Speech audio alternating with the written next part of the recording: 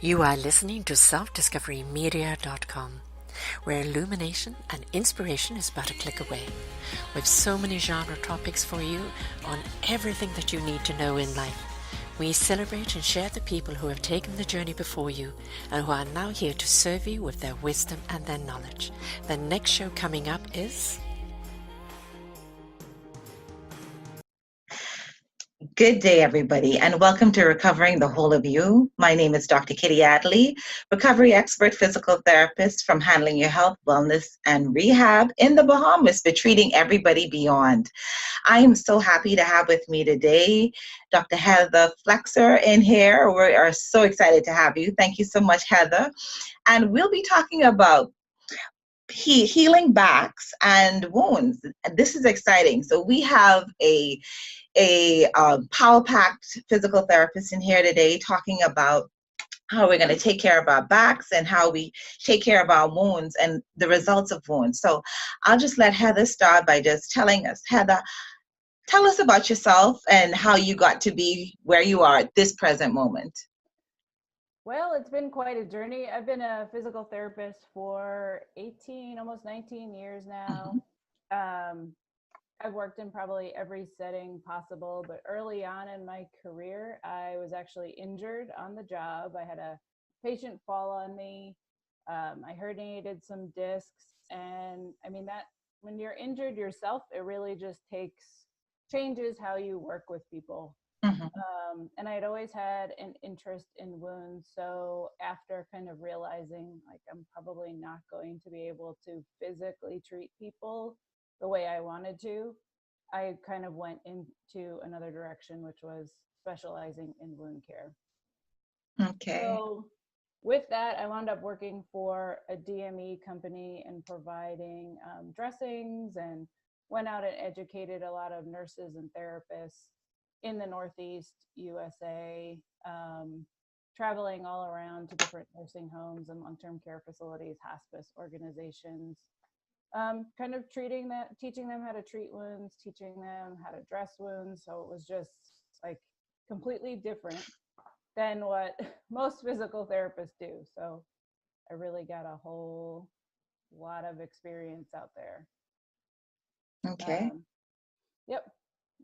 So it's interesting because I don't think a lot of people would automatically associate wound care with physical therapy, right? Because we always seem to be, like my motto was always patch them up and send them to me. But by default, because of treating breast cancer patients and diabetics, you get the amputees, you get the patients post-mastectomy or post-surgery, and you do have to have a certain base knowledge of wound care. And in certain instances, when those wounds become complicated, we need to pull on the big guns like you. And I mean, I was so happy that you and I were able to link up and collaborate. And I've shared a few of my photos with you with guides. So tell us about that service that you offer in terms of wound care and helping other professionals better manage the wounds that they come across in their clinical practice. Yeah, so that's a little bit more recent, where I got back into practice and found, like, I'd been out of the PT world for a little bit. And when I got back in, I really realized that a lot of therapists weren't looking at wounds like I was looking at them. And it's like anything. Once you learn something, you can't like unsee it. Right. So I look at people differently. I see like, if I walk into a patient's room now, and maybe I'm there to get them up and mobilize them like in acute care, but I'm like, I can't help it.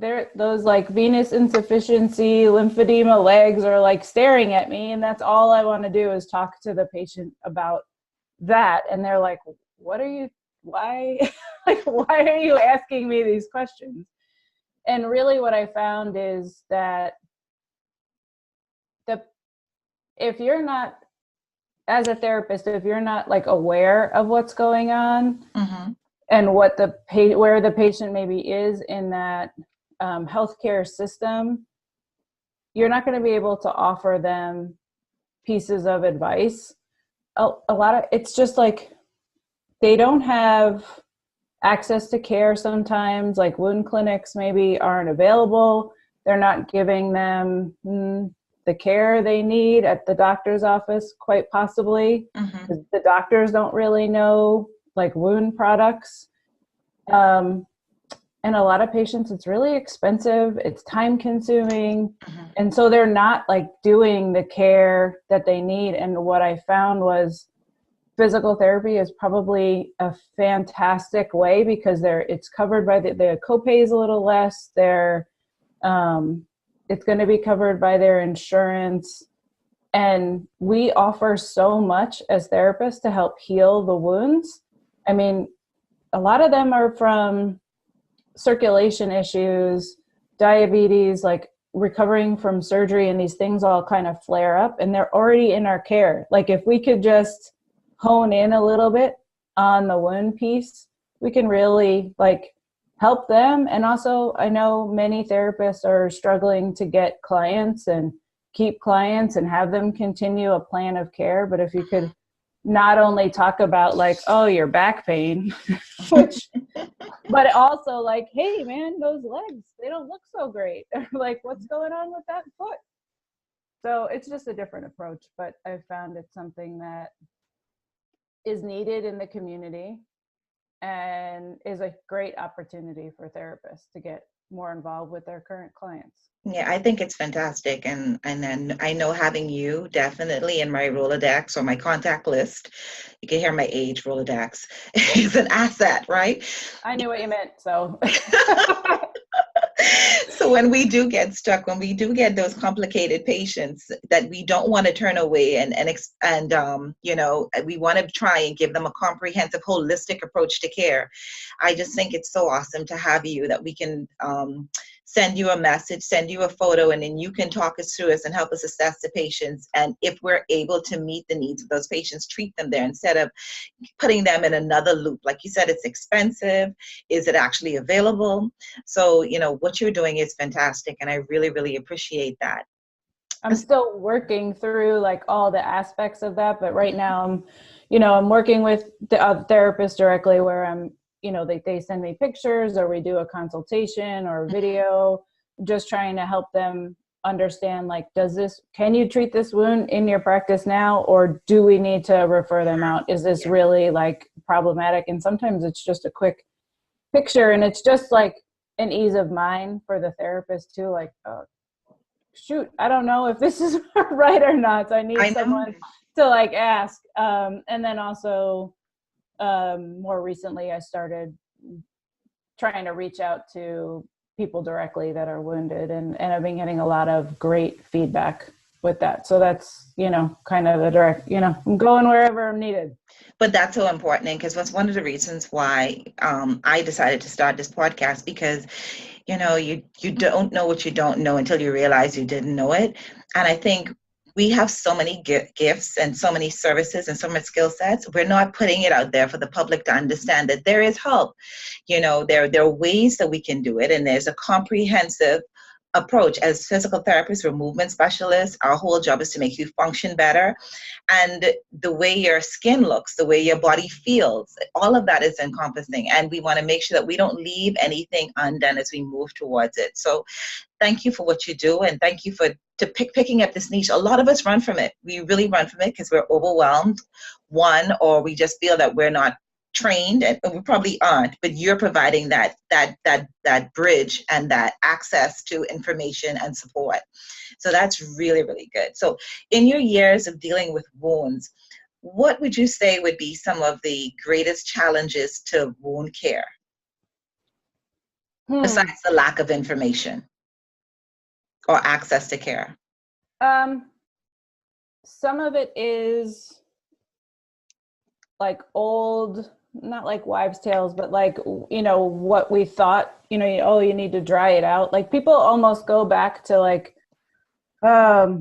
what they've heard growing up, or like what their what their grandmas taught them and stuff. And some of it's really good, and some of it isn't always isn't always great. So I see a lot of people trying to leave the wound open to air, and most wounds are going to heal better if they are kept moist, not like super wet, because people go in either direction, but it's really kind of finding the balance. So getting people to kind of follow directions, like understand, like, no, it's okay. Like it might look a little worse before it looks better, but we've got to clean it up. We've got to keep it covered.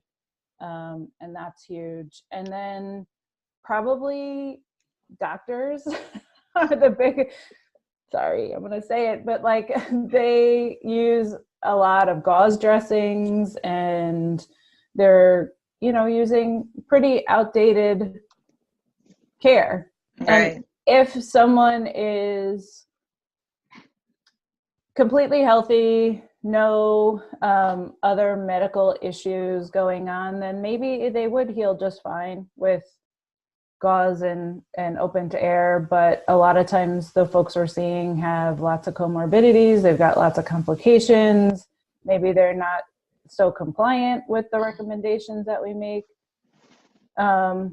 So a lot of the people now that I've been reaching out directly to, folks themselves happen to be post-plastic surgery clients, because they're not really like in the medical model. Like if you have a knee replacement, you're going to go through all the steps and you're going to wind up in physical therapy and someone is going to have an eye on you.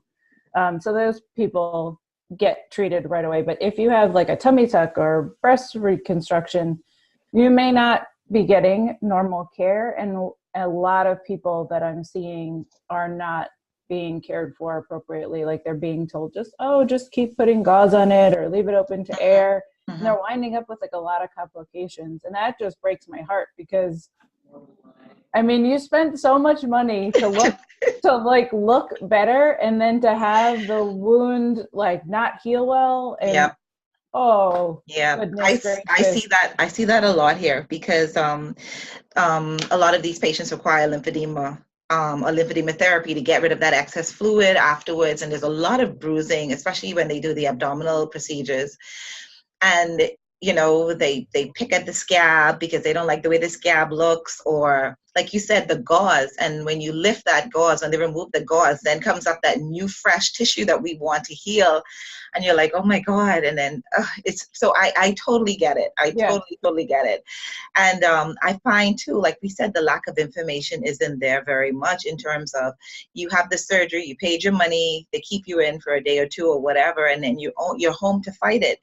And one of the things that stood out to me a lot, even when I do the home care patients, and we have people, we call decubitus ulcers, the bed sores, is that the poor healing rate a lot of these people have. And then when I started to look more into the poor healing rate, I realized nutrition was a serious aspect of it that is not addressed enough. Like, these people need to have protein coming into their bodies. They need to be well hydrated. What other sources or protein tips would you give to somebody that has a wound that we want them to help heal faster? Just take more. More. I mean, I don't think people definitely don't drink enough water. Absolutely. Taking in supplements. I mean, it's almost similar to like when I talk to my back pain folks too. It's like, you need your omegas, you need your fish oils. Vitamin C can help.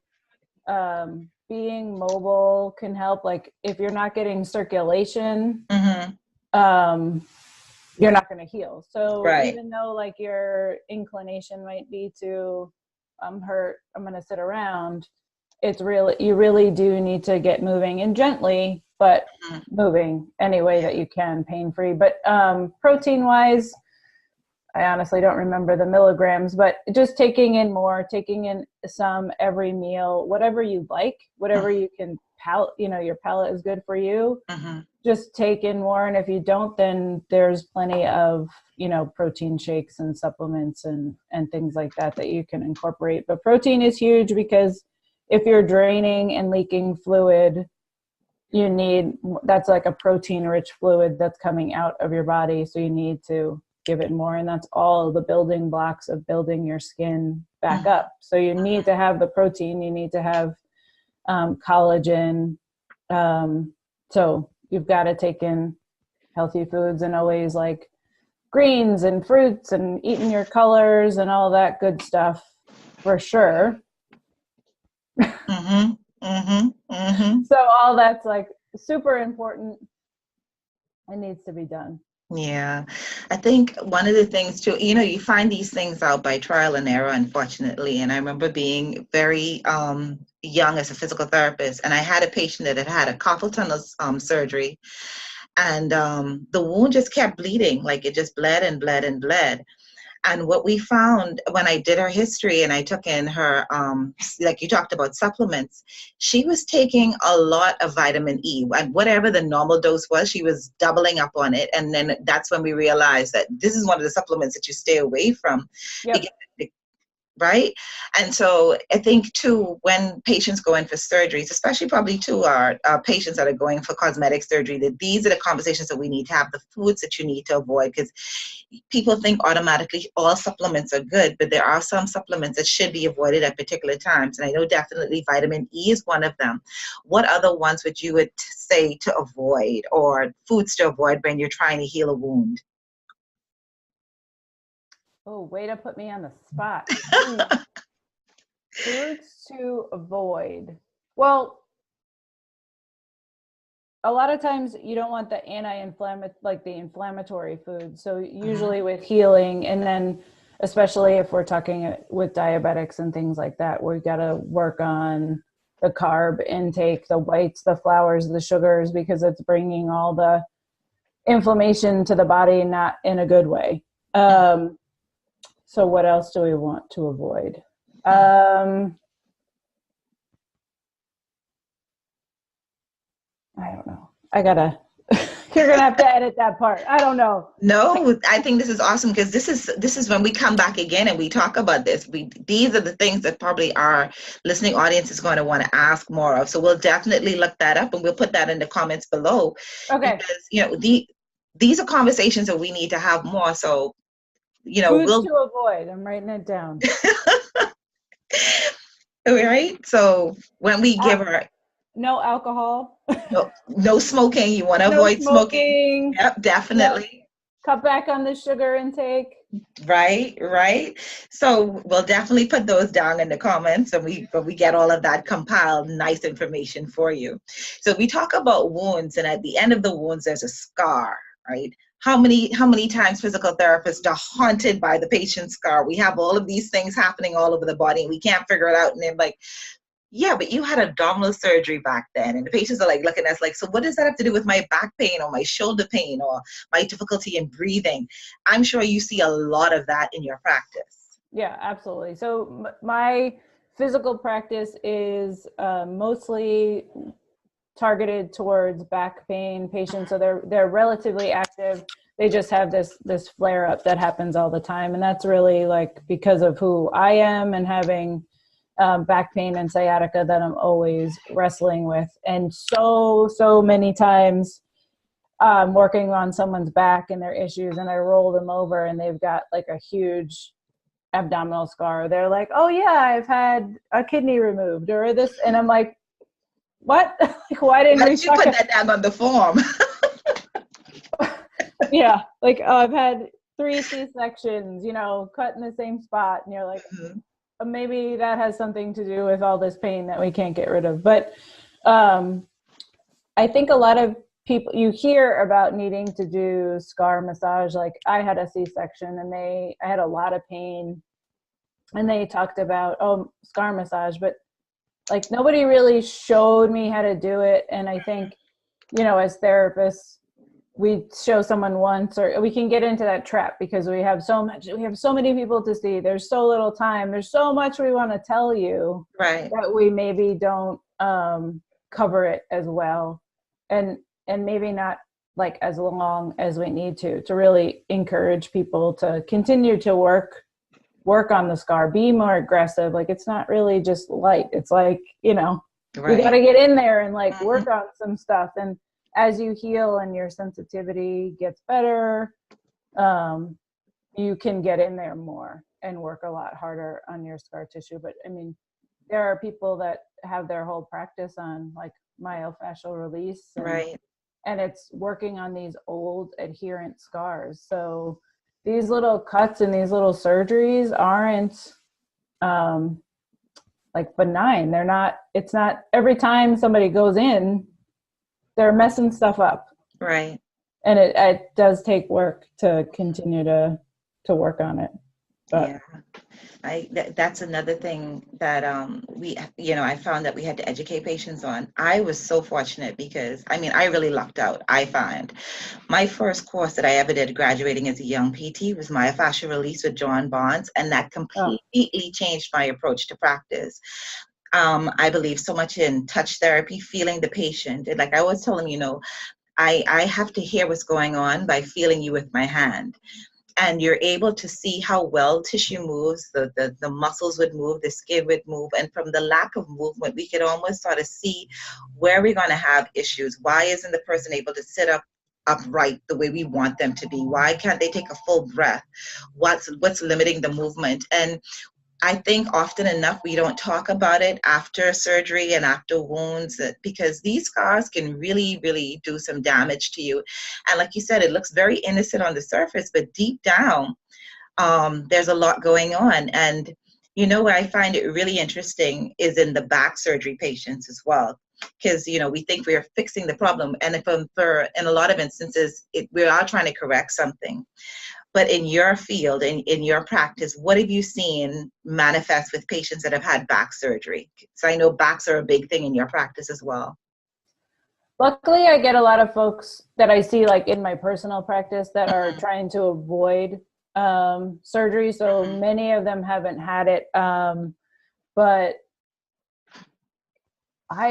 in the hospital that I work at, the people have had multiple back procedures, and that's absolutely one of the issues, is that it's like a domino effect of like, especially if you're getting a fusion, that there are then problems up higher, or and lower. Like that numbness never seems to go away, or like why did it come back? But I think just like the restriction in movement, some people, the scar is fine because it's as procedures get more fine-tuned, how much people get opened is less, so it's getting less. There's a lot of new technology as well that's coming about, like the wound backs are getting much more common. They're getting smaller, they're becoming portable, which is fantastic for helping the skin heal and lessening the amount of scar tissue that's forming. But definitely, it's a lot harder to massage your own back. Like you're gonna have to find practitioners that you trust, and it becomes like a regular need. Like it's not. It's if you want to avoid more procedures, or you want to continue to live a healthy lifestyle, like I've had to incorporate finding people to work on me and help me, and it's almost like a lifestyle. Like I can pick, do I want to be in the medical model where I'm taking pills and going for procedures, or do I want to try to live as healthy as possible with the food, with the supplements, with the exercise, with resting when I need to rest, and also recognizing signs of things not feeling good, and it's time to get some body work done. So I think it's really a choice. It's got to actually be a choice someone makes. And I don't think it's ever too late to start. Like even if you've gone down the road of, having procedures, or like I had back injections. I wouldn't let the surgeon do surgery on me because I'd seen enough bad, but it's never too late to start trying to make changes in your lifestyle, because it could benefit you no matter what.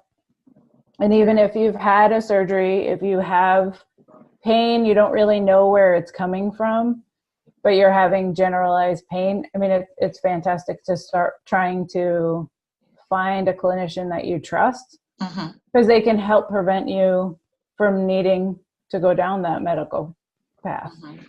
I think for us, you and I having this conversation as PTs, where we know what each other is saying, but for those who aren't familiar with our lingo and our trend of thought, for somebody who's listening that has back pain, what what can a physical therapist do? How do we intervene? How do we help them to, one, be better, feel better, move better, and hopefully avoid surgery, like you said, with avoiding all the extra procedures and medication?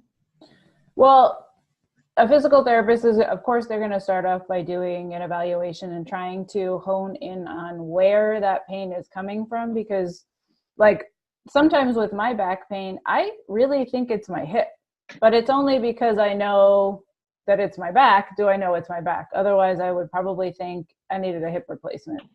But but I can judge like how bad my back is on how far down my leg I'm starting to feel the pain. So a physical therapist can really help you determine where the issue is coming from, which is, I mean, that can give you some peace of mind. That's priceless. Like, if you can calm down, you can get somewhere. So Right. Knowing what's going on is huge, because then you're not just in a state of panic.